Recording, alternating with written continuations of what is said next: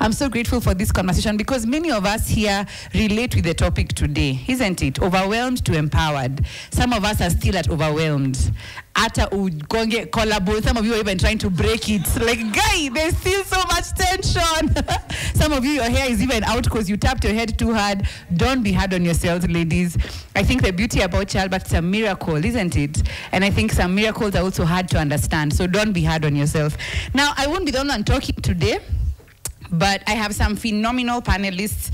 Are you guys ready to experience them? I have some questions, but I also would like to hear from you guys. I know the most interesting part of this journey is you can't cross your legs, so I'm gonna sit like this.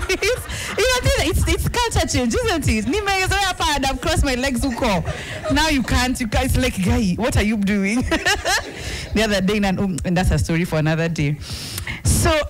One of the things we're talking about today is the transition from being overwhelmed to being empowered. And so I know in this overwhelmed discussion, we're going to be really unpacking some things that can be a bit triggering to your journey.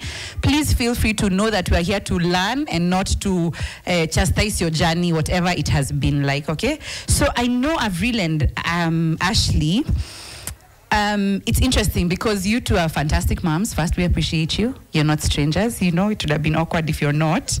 But I would like to ask you, when you hear the word overwhelmed mother, what did it look like in your own journey? Stressed. In fact, recently I was having a conversation with my sister-in-law, just remembering how, and this is my third baby. Wow. Remembering how that was. And I didn't shower for 2 days. I was so overwhelmed. Yeah. I'm at my mother-in-law's house. I locked myself in a room and only came out when necessary. The baby is crying. The baby has colic. No one can comfort her. I'm so stressed. I don't have milk. I am struggling. It's 6 weeks after I've just left the hospital. And for a person who showers 2 times a day, I had milk, and that was the most overwhelmed season I have been in my motherhood journey. That's the memory I can, say that I was overwhelmed. I locked myself, and I was like, let me deal with my child. She doesn't want to listen to anything. The milk is not helping. I cannot give her food. It's only 6 weeks post-delivery, and I'm here in my mother-in-law's house. You still want to maintain that image, but when you have a baby, and maybe you have a baby for the 3rd time, you think things are going to be easy, and you'll ace it and everything. Because I've had a pretty traumatic experience. Yeah. But with this one, this is the only baby I left hospital with, having not been in NICU. Wow. Yeah, so I left with her after like 4 days in hospital. So that whole stress, also considering I have another child who is also small and wants my attention. I am in my mother-in-law's house, and there, as women, we also, yes, we are caring for a small baby, but also you kind of want to have the image as if you have everything in control in case maybe there are dishes that need to be cleaned. You don't want to look like you make a tunde. You want to look like you're being productive. But it's reached a point I cannot please anyone. I'm in a full house with everyone. My baby wants me. My small baby also wants me. I am still a wife. Yeah. How am I going to manage all this? And I'm just one person. Yeah. There's so many moments in motherhood where you're just so overwhelmed from the start. Because yes, you'll go through Lamar's. Nature is taking its course. The baby knows how he's supposed to come out, But you are throughout the entire journey. The baby knows supposed to latch. Yeah. Okay, latch, but I'm stressed. Yeah? So for me, the overwhelming spaces came from, I feel like the onset, because at the beginning was, okay, I was actually talking with Prof here, and I have to slow down. I don't know the concept of slowing down, like what you just said. I started my career when I was 18 years old, and it's always been pa, pa, pa. And being in the arts, you don't know how to slow down, because the moment you slow down, someone takes your space and runs with it. I have memories of going on stage and I'm still breastfeeding. So I have to run to my car and pump. And you're not told these things, and they happen. I remember going for a gig and I was not done breastfeeding. And this is all the way to Rwanda. You can't stop working. My baby was a little bit under 1. So I'm back to work. I'm doing things. He's a bit independent, so at least I can live with my mom and such and such. So I've left him with my mom, and I have to, when I'm getting back, my milk ducts are not chumoing. And he's like, oh, we're back to the movies. Where are they? And he's coming to latch on, and there's nothing. Oh, no. And then I have to now try again. And CRT, I was not pumping when I was away. I was pumping. I was, trying to make sure that there's always milk flow. But when I'm getting back, and I'm still not ready to, start putting him on formula and all these things, I still want him to breastfeed. I have so many moments of feeling of a potty training. Oh my God. See the way women have looked down. Trauma is moving here. Papa, please use the potty. He comes with it swinging. Like, Mama, no potty. No potty. And then you still have to keep, and he's supposed to start school, and you're like, come on, I just need you to.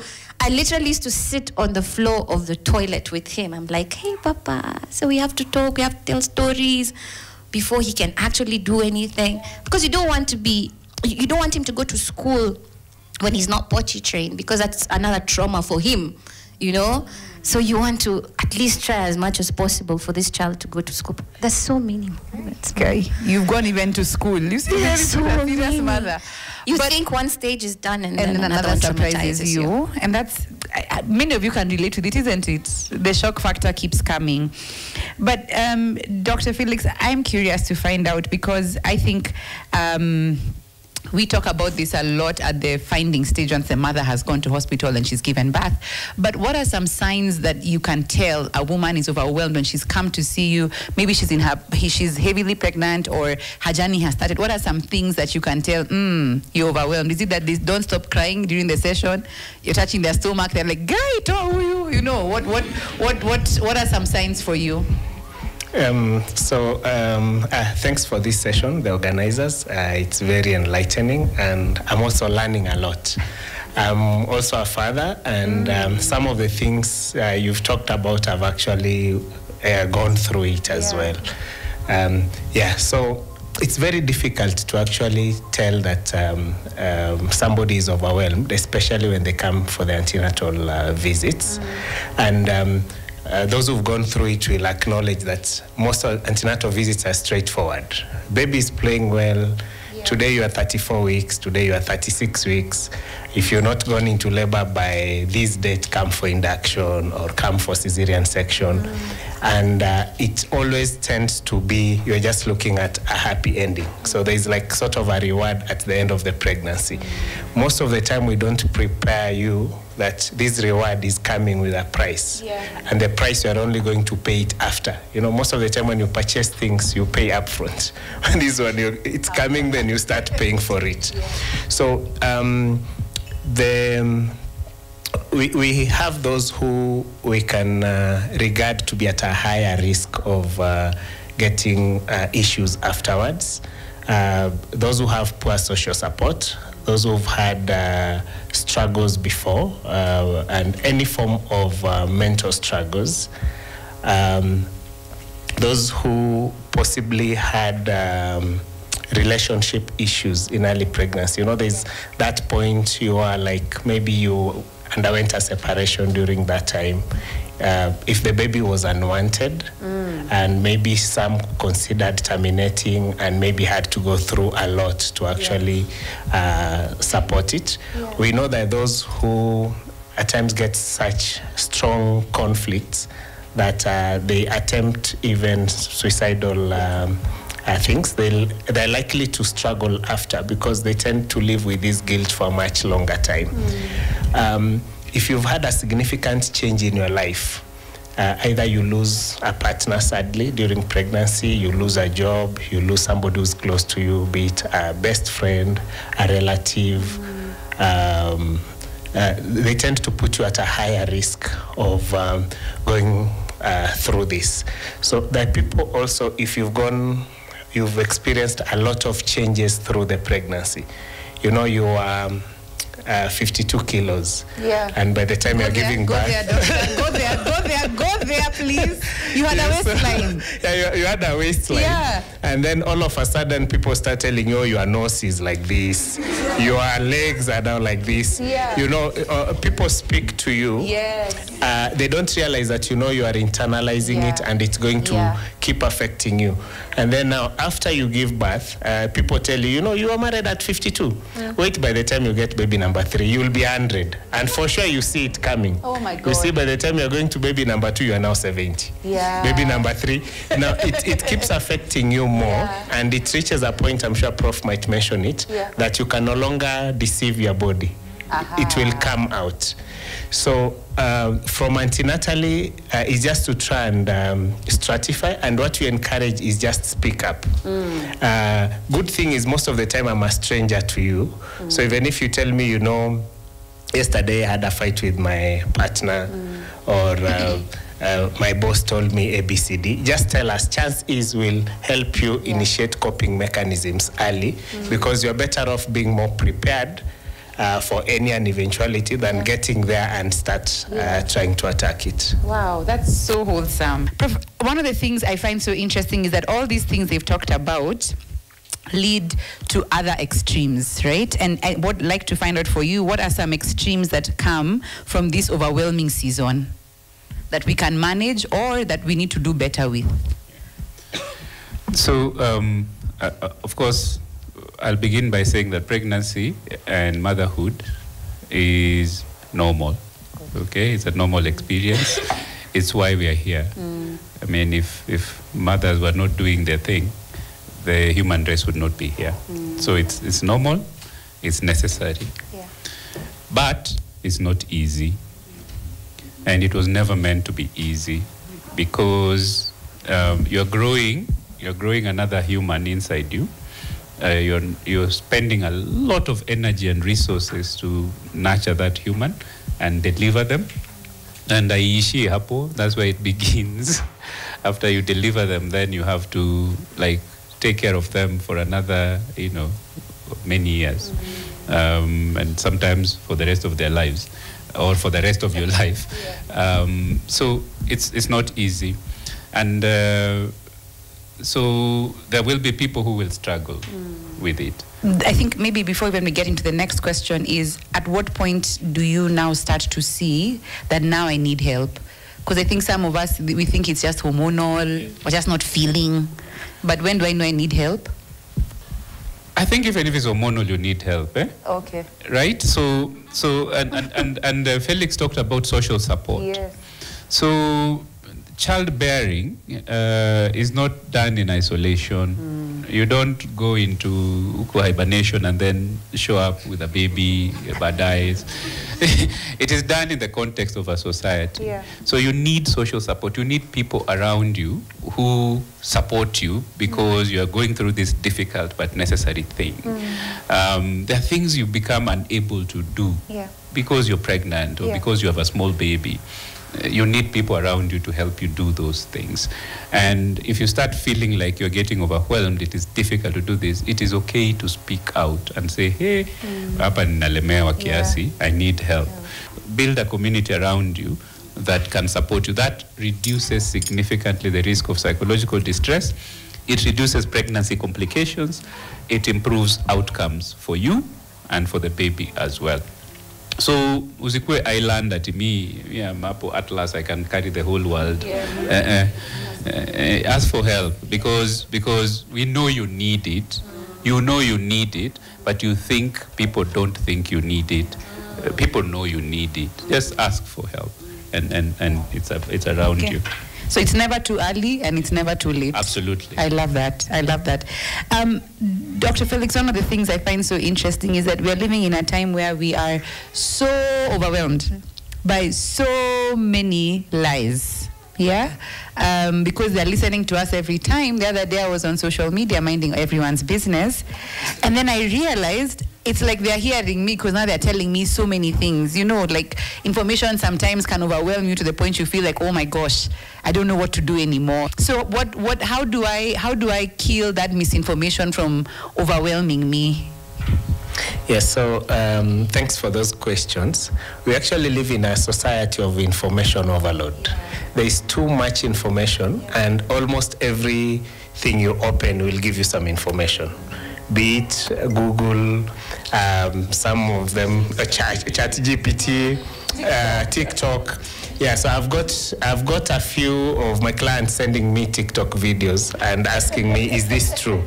And I actually tell them, don't worry about it, just send. Because if I'm going to help you dispel a fear or clarify something, it's very good. Not that most of that information is false, but we need to put it right and tell you what you can take and what you should actually discard.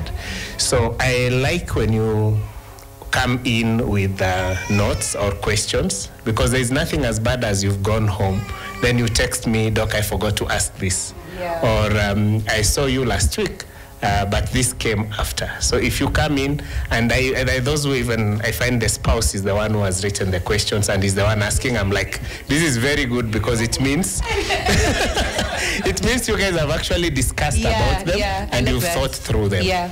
So as you advance, I'm sure they mentioned possibly in Lamaze, we encourage you to develop a birth plan.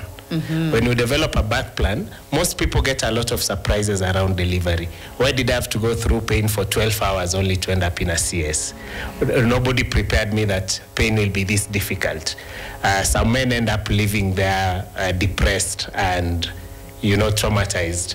So when you've developed sort of a birth plan, it gives expectations. And I've got people who come and tell me, I'm just there, I just want the baby out. I'm like, so do you have any expectation? At least, like, even when the baby comes out, I want to just hold immediately.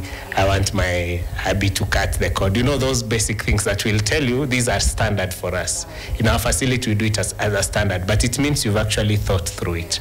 So it's best to develop questions, and even if you can't write them down, at least try to have some sort of expectations, because with that, it helps you at least show that you are a bit excited and you're preparing.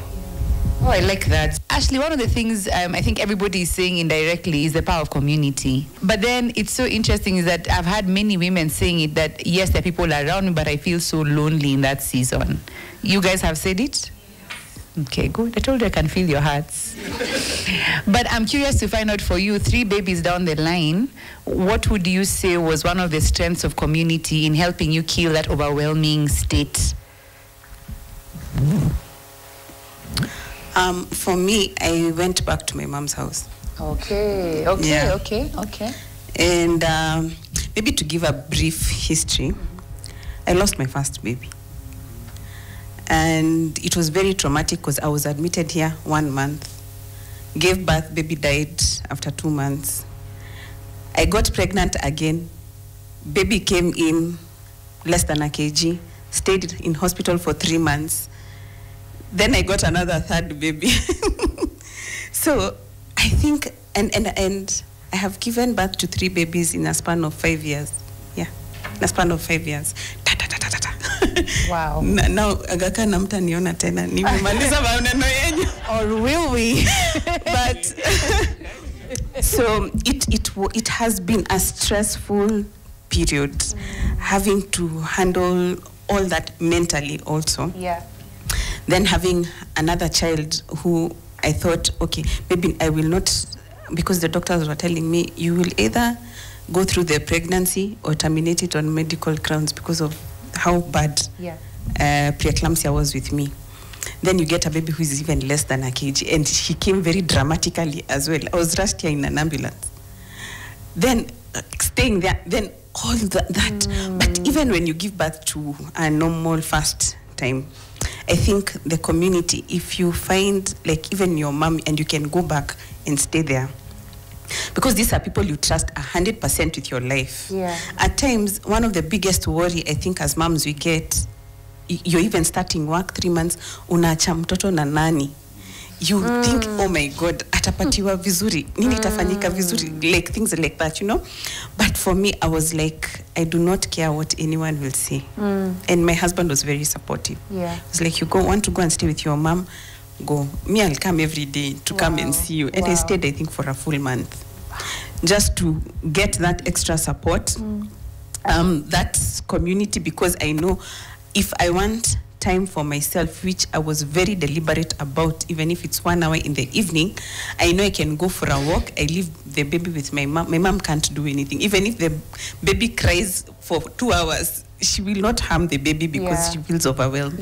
You know, and I had that comfort in knowing my baby is safe, you know. So community for me was my family. I like that. Yeah, community for me was my family. And also because I came from NICU in HDU, then going back home, and I was scared to even expose the baby to anyone. So even that, I made my space so close. Like my baby saw people, I think, at around 9 months. And if you came to my house, there were diras for you to wear.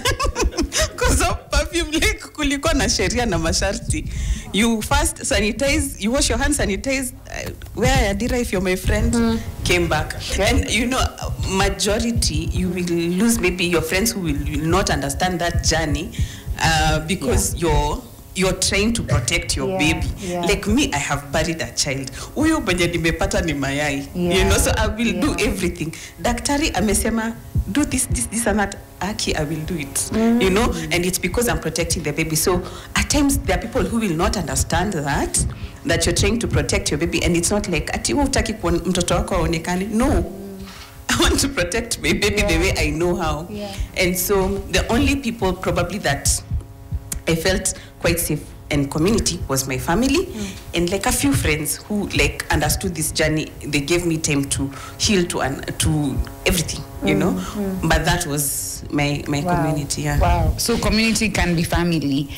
So the delivery and the birth experience and the raising children experience changes you. Yeah, you'll be different, but you'll not be different negative necessarily. You'll be different, and it can be a positive different. You will feel different, but it can be different in a positive way. That you feel more fulfilled, you feel like you're contributing more, you feel like your life is more meaningful, you feel different. You might experience, like they were saying, like you look at your body and you feel like, hey, this is not the body I want, and so on. And if you feel like that, for the most part, you can do something about it. For the most part, you can get expert advice about diet, about exercise, about physical activity, and so on. And you can work that into your routine, and that's fine. But if it's excessive, if it's like you feel like you're a certain way, but then people are like, we're not seeing like you're looking bad or anything happening, then it might mean that there's something happening in the brain, and you need to have a conversation with us, and we can help you then deal with that. Wanted to also find out from you, Dr. Felix, is that even hormonally, right? I mean, right now there's so much turmoil inside of me. For no reason today, I was angry at my husband's socks. Like I was looking at them and thinking, why do you exist? You know? But these hormones now change. I've given birth now, and then now we're back to normal. Like even hormonally, what does empowered look like? I don't know if that makes sense. I look at it in terms of you being able to accept the state that you are in and approaching everything positively. So the changes Prof has talked about in pregnancy, most of them will actually tend to slow you down in almost everything. You find even your thinking is a lot slowed, what we commonly call baby brain. You easily forget things. You can put your car keys there and then you look for them the whole day and you don't get them. For those who have many children, you might forget the names of your children. And that's very normal. So it's twofold. So whereby on one part, you are dealing with the hormones. Now, when the baby comes, new challenges start. You start having sleep deprivation because you're possibly struggling at night taking care of the baby. you are also trying to, many people tell you sleep when the baby is sleeping, be up when the baby is up, but you find some of us are struggle to sleep during the day. So you end up sort of having this chronic state of fatigue. And the brain doesn't function very well when you're fatigued. So you find some people will tell you, they were driving to the clinic and they just knocked a car from the back because somehow their mind just switched off. Or somebody tells you they snapped at the house manager, the spouse, over a very little thing. And that's the moment, most of the time, if you don't handle it well, you end up going down the drain. Those feelings of feeling insufficient, that, why is my baby crying? Is it that I'm not having enough milk? Some people are telling me I should just give the baby formula straight away. My friend that I was with at Lama's classes is telling me by 2 months, she's already expressed a whole freezer. And here I am that the baby can barely get enough. You get?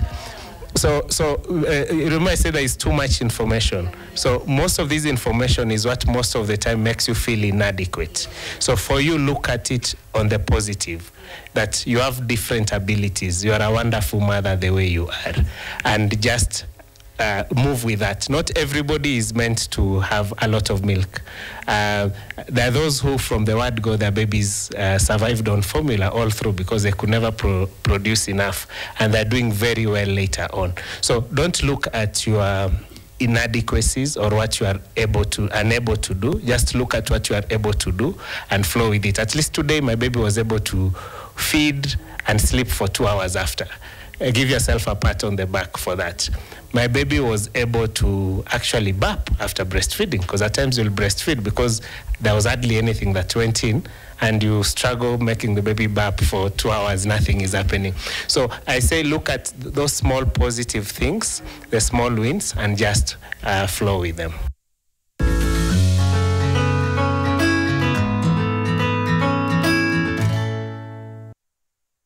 I'm curious to find out for you, what did coming back, and I don't think it's coming back to your older self, is what did this new season of yourself look like? Because I think that's the right way of seeing it. It's that empowered is a new season. It's not, this is the old me now. So how did that look like for you? Being very, very intentional about everything, everything I do, or else I feel like I'll wallow so much in the negativity. I remember intentionally scheduling 6 p.m. to 7 p.m. nitatoka nje. I will take a walk. I will take earphones because I love music. I will sit in the car and I will listen to it. Ata mtoto apige nduru paka wapi. I will not attend. I have someone else who is taking care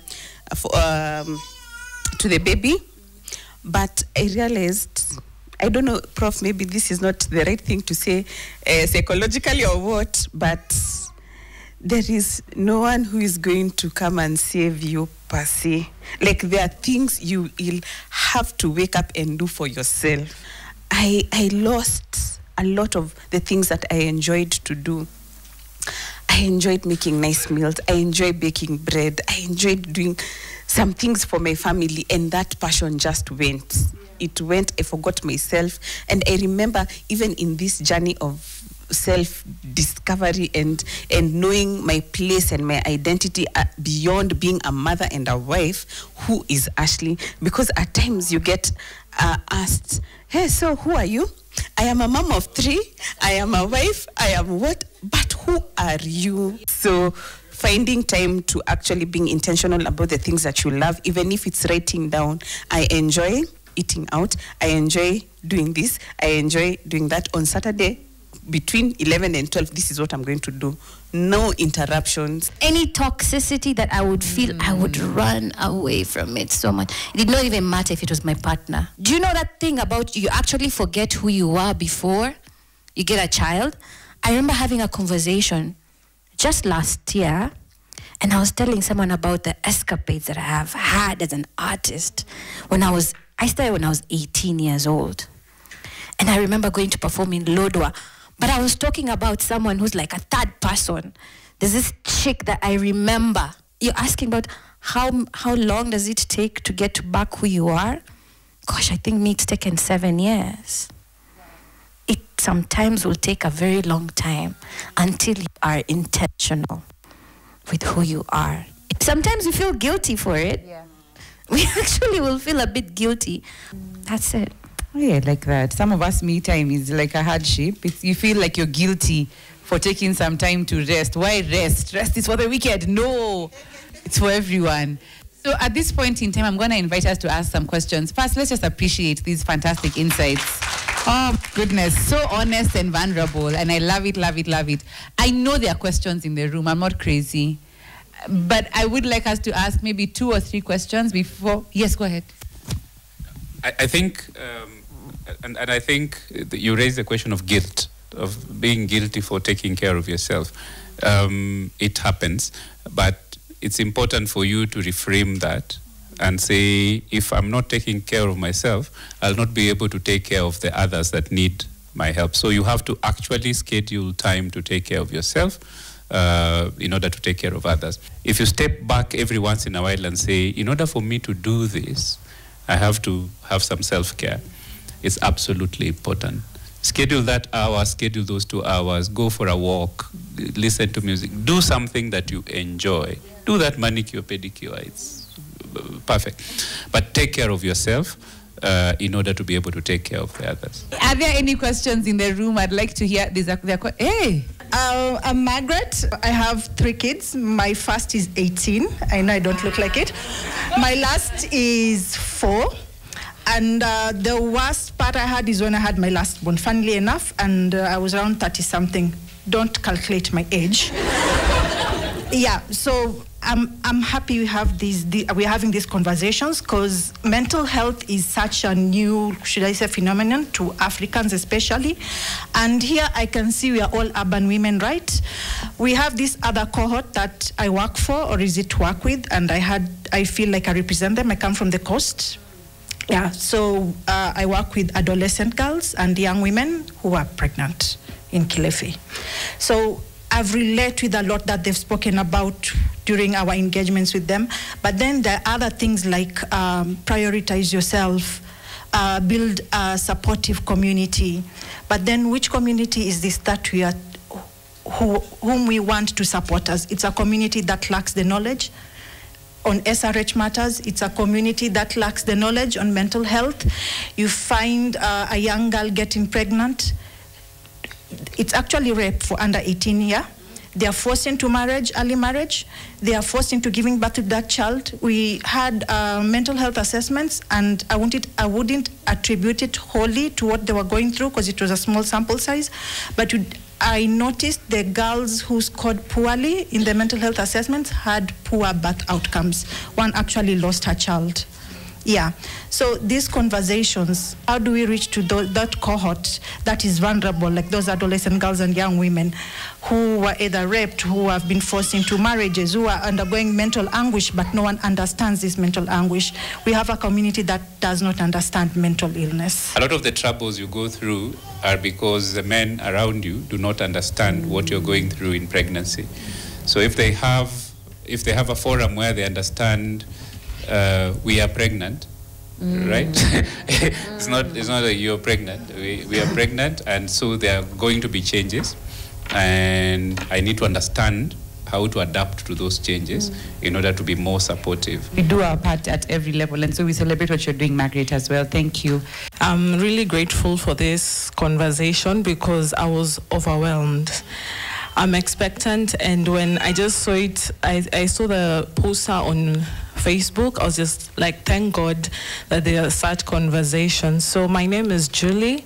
I'm expectant. I have a supportive partner, but then I have so much going on. I teach law. I'm an author. I've just launched my books. I sing.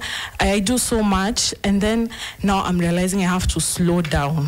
So it was a very, let me say, traumatic experience. And then now the nausea, oh my God, it almost took me out until I was like, I don't want this baby inside me anymore, you know. So for me, really want to know about the structures you put in place to be able to balance life, because I'm at the point where I feel, do I need a PA? Do I need to be more intentional, as you said? Do I need to seek therapy? You know, so I'm just like, there's so much, and I don't see that on mainstream or social media. People are just saying baby bumps look good, motherhood is, you know, a blessing. So, in fact, yeah, I just thank God I have a very supportive partner, but I just want to know, how do you just manage, you know, and my doctor just told me the next 4 weeks will be worse because the HCG hormone is going up, so I'll vomit more. So I'm just like, oh my God, and you know, I'm traveling, I'm doing all these things. I'm just like, what do I do? Jesus, take the wheel. So and the stomach, you know. Yeah, and nothing is fitting me. And I'm like, oh my God, you know, like it's so much changes at once, and learning to now be in a marriage, it's just crazy. Yeah. One thing is to accept. I think it's okay to grieve and see, oh my God, life is changing. I need to do this, and that. Before the 9 months, there's so much you're thinking. But it's okay to sit down and say, okay, life is changing. Things are going to be different. And let me start accepting that it's going to be different, so that I'm not also too hard on myself. There are things you will do. There are things you will not do. And it is okay. I like that. Avril, do you have something to add? I was actually going to say the same thing. Yeah? Routine, structure. And you'll find out later when you get a baby, babies, children, they crave structure. They want to know, at this time I'm supposed to be doing this, at this time I'm supposed to be doing this. And it becomes even easier for you as a parent because everything just falls in place. Yeah? Then another thing, mommy, one day at a time. I came to appreciate nature. Nature helps us, and I remember Prof, we're having that conversation. Nature helps us nurture. Yeah? Everything that's supposed to happen will happen in its time. Because of all this thinking about the future, you're not enjoying your pregnancy. I think it's only in African culture where we tell people, being pregnant, being a mother is... It's nothing. It's normal. I'm sorry to say this, but there's a man who even told me, yeah? And it's such a derogatory statement to give someone, because you have no idea the number of people who don't make yeah? But you're here, you're in that moment, you're every single thing is happening, and it's nature. Nature has chosen you to be the bearer of life. That is not a small feat, yeah? Enjoy it.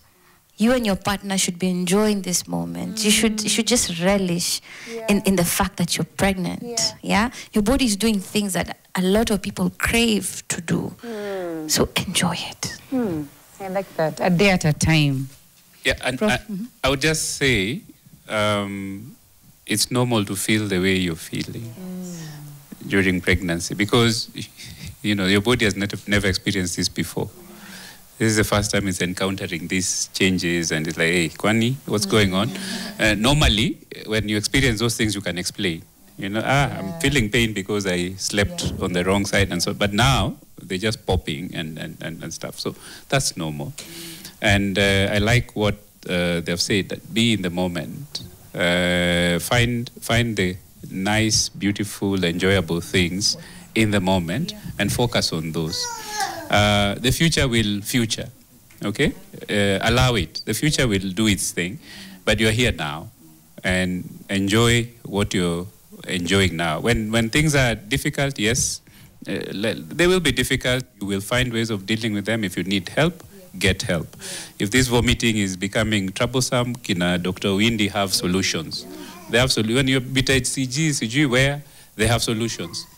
Yeah, get those solutions, but then maximize on those enjoyable, good moments. Most important thing is being aware of what is happening in your body, and I'm very happy that you are aware of that, and you're sort of already starting to seek help. This is one of those things you're doing.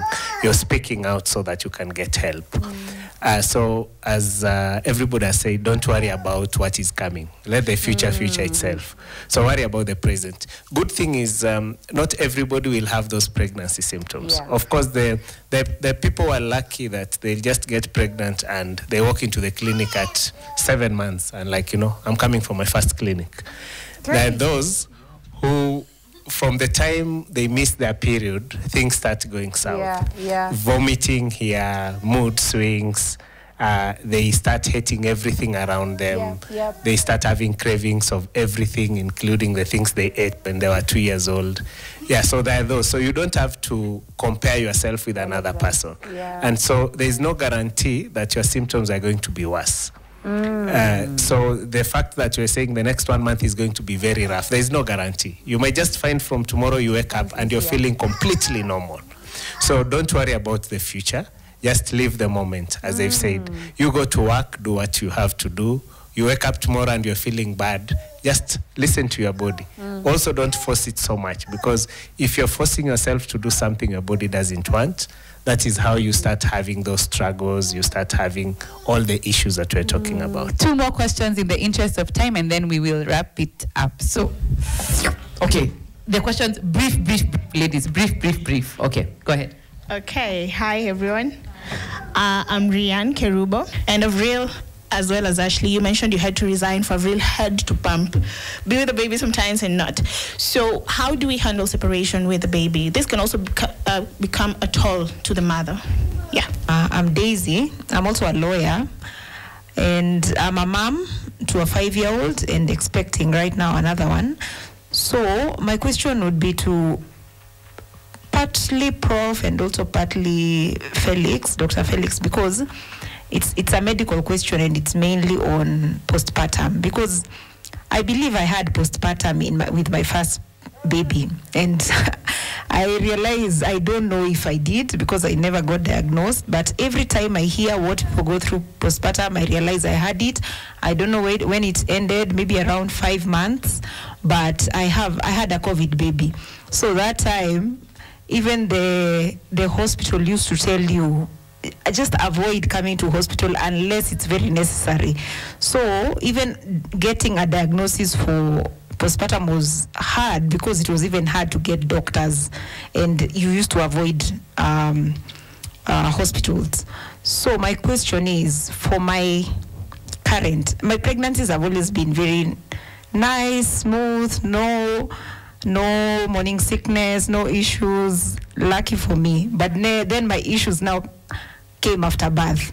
So what can I do mentally and physically to avoid, if there is a way to avoid postpartum in this stage with this second baby? And what are the signs, the main signs, if you can tell me, or even moms can answer this, a mom who has gone through postpartum and gotten out of it, because I'm in a very overwhelming job. So partly also pressures of being a lawyer, pressures of being a Nairobian citizen, navigating everything, a Kenyan, the economy, all this I know. And I know, I think in the Lamas class, one of the organizers told us that one way to avoid postpartum is also having a supportive community, but it's not the only thing. I've seen people having postpartum with 100 people around them and they still have it and they have to go hide. So I have a supportive community somewhat. I have a lot of maybe overwhelming knowledge, but I don't know what will apply to me, and I would like a little advice on avoiding going through it if I can this time. I like that. The first question was from Rian, asked about balance and the 3 months separation from the mother and the child. Is this practical, and how do we go about it? And I think I can take that. And then the next question is, how do we get men to buy in, right? I don't know whether if he's telling you he's watching a Man U game, even him telling him he's not serious. They're just losing. They need to come for these sessions. You can't be losing and you're refusing to come for help. Choose a struggle, yeah? But maybe I'd like to hear from the men on the panel. Like, why aren't... how do we get men to come? Not why aren't they coming? How do we get to come? And then the other question is, I think to both Doc and Prof, is how can I avoid postpartum? And what are there for this second year? And what are the signs I need to look out for ahead of time, considering stressful environment and regardless of a supportive community, right? Maybe I start before Prof. Okay, good. Go ahead. Moja. Yeah. So I'll actually summarize. They're a bit related. So for a buy-in for men, what I encourage is please come with them to the clinic. Like involve them from the beginning. Even when you're coming for that first clinic, you're being told, the baby is that tiny size, or maybe we can't still see a heartbeat, come back in 2 weeks. Let's involve them from the very beginning. Because the challenge is you want me to come in just at the point of delivery, yet I've not walked with you through this journey. At times you may not open up to them so much in the house, but when you come and the doctor is asking you, are you feeling this? They can come to realize, that is normal. So I should have done this, I should have done this. So, and I'll always try, encourage you to come with them, at least from the first trimester. If you can come with them at every visit, that will be excellent. So by that, then when you tell them, we have this session happening in Aga Khan, could we go together? It will be very easy for them to come. But if now you tell them there's a session on motherhood, they'll be like, let me wait for fatherhood. Yeah. They don't realize that motherhood, we need to support you. I will say, I'm very happy that you are aware that you had it. There's a big problem about most of the medical conditions that happened around COVID. And it's not necessarily a guarantee that because you had that issue around COVID, because you remember COVID, even everybody was scared. We, as doctors, we hated working with those thick masks, at times double masking, at times you have to put those PPEs. So it was a stressful state for everybody. You come to labor ward and at times you have a fever, you have to be isolated. Like here we had a field hospital, you have to be taken to the field hospital. So it was a very different scenario that may not necessarily predict that you'll go through the same. But the fact that you are aware that you had some struggles, that in itself is very important, that self-awareness. Now that will lead you to be more intentional about what you do. You find you're starting to have loss of enjoyment, then of course you seek the next help. You find you are having fatigue, you are struggling to bond with the baby. Now it will be easier for you to seek help than actually somebody who's not aware of all those symptoms. There's a question about separation from the baby, and the solution for this, I think there's no standard formula that says that after you give birth to a baby by month X, you leave them alone and you now go away. There's no formula. But then I think the lady spoke about intentionality. So you plan it. You ought to plan and say, so I have to go back to work after 3 months or after 4 months or whatever it is. And so I'm going to be organizing so that childcare is shared with somebody else. So gradually, by the time I have to go back to work, that share is able to accommodate my schedule. So some jobs you have flexi time where you can go and then go home, be with your baby for an hour or two, then go back to work. Some have places where you can come with the baby and then somebody takes care of them. But if that's not available, even at home, if you could arrange so that gradually there's more and more time the child is spending with somebody else while you make time for yourself and for work, that would be something that you need to do. The last question around postpartum, I'm assuming postpartum depression, if you're thinking about it like that. And Felix is right that the circumstances were a little different around COVID. COVID increased mental health challenges for everyone. We saw a surge in diagnosis of a variety of mental illnesses during COVID. Some of them because of COVID, but some of them because we became more vigilant and we started looking a lot more for the mental health of the people around that time. So that was special. A past episode of postpartum depression does not necessarily predict that you will have another episode after pregnancy. The risk is higher than for somebody who didn't have any postpartum depression, but then being aware of it and noticing when your mood is profoundly low, usually for no reason. Like you can't figure, why am I feeling so low? Why am I so lethargic all the time? Why is my sleep changing? My appetite is changing. I'm losing interest in the things I used to enjoy, and so on and so forth. And it's going on and on. It's not for 1 day or 2 days. It's a week. It's a couple of weeks. I think it's okay to seek help at that point. So just being aware, being vigilant, knowing when those symptoms are coming is the first step of getting help. And then the other thing is what I tell everybody. I mean, watch your diet. Make sure it's a balanced diet. Be active. These bodies were not made to be sedentary. We were made to be active, to be moving. And so when you're not moving, and so then you sleep. Get adequate sleep. If you do those things, it reduces the chances of getting a psychological problem, including postpartum depression. It also makes your body readier to handle the struggles of pregnancy and childbirth. I just wanted to say, even as we wrap up this panel, our panelists and all our panelists are going to be available, and also I think the Lamas and lactation specialists are still available. I know some questions may not be answered because some of them may be a bit personal. Please feel free to come and ask and share. Milk the cow dry. It's a bad statement to say at a women's motherhood gathering, but I think leave here feeling like, I've been had and I've gotten a solution. There's no need of living without. Ladies, clap. Don't be selfish. Thank you. Any parting shots that you'd like to share?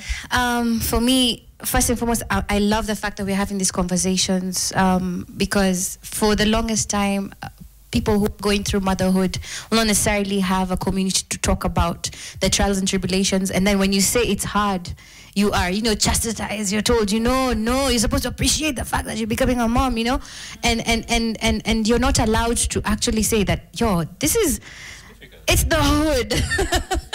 They say motherhood is like the realest hood because you are really going through so much. And also for outreach, it would be lovely if we could have outreach to girls like what the lady was talking about. Let's not just have them here, Cinderella. Let's not just have this conversation. If we can carry them out online, it will be beautiful. So I'm happy to be here. Thank you so much for having me as part of this. Thank you. Yeah, I think I would like to echo the Kenyan slang. Mine is to echo. But, we were having a conversation with Claire, but she asked me, Ashley, why did you come back to Aga Khan again, knowing that you lost your baby here?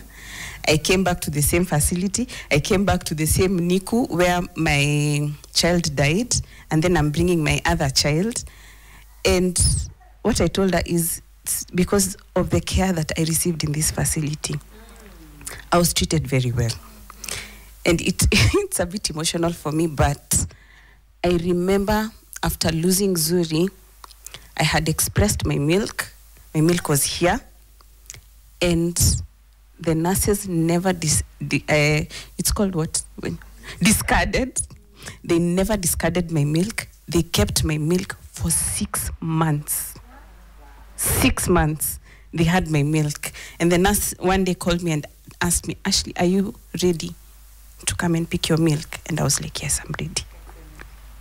And that is why I came back to this facility, because I knew the care was exceptional. But it is okay for you to actually live life even when you're mothering. To say that I want to go to this place with my friends, I will go. Let me not panic. Let me enjoy the moments, because this is your prime. You will get to a stage where you will not do the things that you are doing in your prime. And you're going to say, oh my God, I wish I did. But now is the opportunity to schedule things for yourself, do things for yourself, go for that self-care. If it's nails, if it's what, schedule time for yourself and be very, very intentional about motherhood. Lastly, as I'm finishing, we have a support group for women who have experienced hypertension in pregnancy. And if you know someone or anyone who would need that support system, you can direct them to Zuri Nzilani Foundation. Thank you. Thank you. Doc, no pressure. So let me also say lastly, but not least. Yes, so I think it's been quite a nice experience. I've learned a lot. At times, it's not always good when you are the receiver of everything and you're just speaking. It's good to listen to the information from us, what we've gone through, how we managed to cope, and how we are living testimony now that you can also go through it and emerge victorious. So part of my final words will be proud of every moment you make, especially as far as motherhood is concerned. You remember the way for those who are doing Aurora show, you invited people and you celebrated. So it's the same thing. So don't feel too low that now I'm becoming a mother. Am I ready to be a mother? Will I do okay? So just be proud of it. It helps you sort of not feel so bad about whatever else comes after that. I like the fact that you should try to be intentional about everything you do, because when you're very intentional, it's higher, the chance is higher that you're likely to have that self-awareness when things are not going well. And with that, I'll encourage you to speak up. Yeah. Just find a way of speaking up to anybody. At times I tell people, if you can't speak up to anybody, just lock yourself in the room and just speak it out, voice it out. Like, just find a way of getting those hard feelings inside you out. So if you can speak to your best friend, you can speak to your partner, you can speak to your mom, or you can just speak to us. I always tell people when they come to the clinic, this is a safe space. And people come next time and they tell me, do you remember what we talked about last time? Of course, most of the time I remember, but I pretend not to, because it was supposed to help that moment. Yeah, you don't want, when I meet you in the supermarket, I start telling you, did you overcome that thing? You get, yeah, so just find a way of finding a safe space and always speak up. And the thing about learning to deal with the past. As much as the past is supposed to help us learn how to move forward, don't dwell so much on it. Like now you're going through the pregnancy struggles. When they disappear and you get to the next point and now you're feeling nothing, don't dwell on, I used to spit a lot in pregnancy. I used to do this. Enjoy the moment. The baby has come. Don't be like, you're the one who made me spit for 9 months. You're the one who made me not do this. Yes. So don't. Yeah, your shoe size. Yeah, don't dwell so much on the past. Just live the moment. So just keep adjusting your priorities as life moves on, and you will realize you actually enjoy every moment. Because at times you are living, trying to look for what to enjoy, yet you are missing enjoying what you already have. Thank you.